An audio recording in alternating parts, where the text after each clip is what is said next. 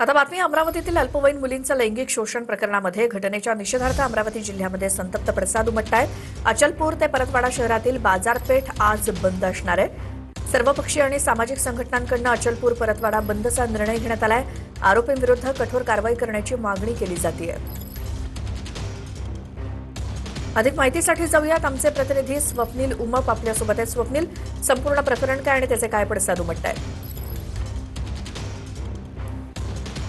नक्कीच श्वेता, अत्यंत धक्कादायक प्रकरण जे आहे ते अमरावतीच्या परतवाडा शहरामध्ये घडलेलं आहे।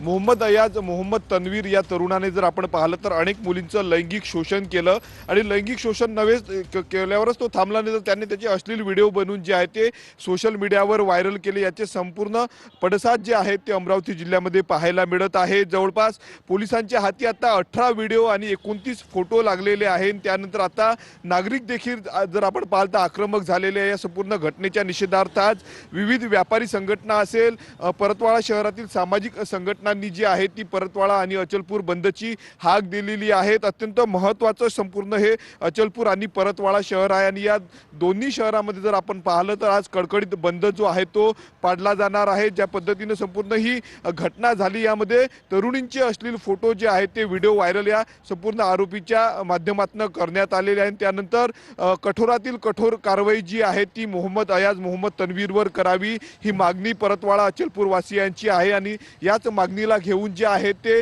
निषेध म्हणून आज संपूर्ण बाजारपेठा बंद ठेवण्याचा निर्णय जो आहे तो या ठिकाणच्या व्यापाऱ्यांनी घेतलेला आहे, सर्वपक्षीय नेत्यांनी घेतलेला आहे, सामाजिक संघटनांनी घेतलेला। आपण बघू शकतो सकाळपासूनच बाजारपेठ आज बंद आहेत। महत्त्वाचे हॉटेल्स असतील, चहाच्या या सगळ्या माहितीसाठी धन्यवाद। या बंदचा आढावा आपण घेत राहूच की अपडेट घेत राहूच। या दिलेल्या माहितीसाठी धन्यवाद। अमरावती अचलपूर परतवाडा शहर आज या प्रकरणाच्या निषेधार्थ बंद ठेवण्यात आलाय।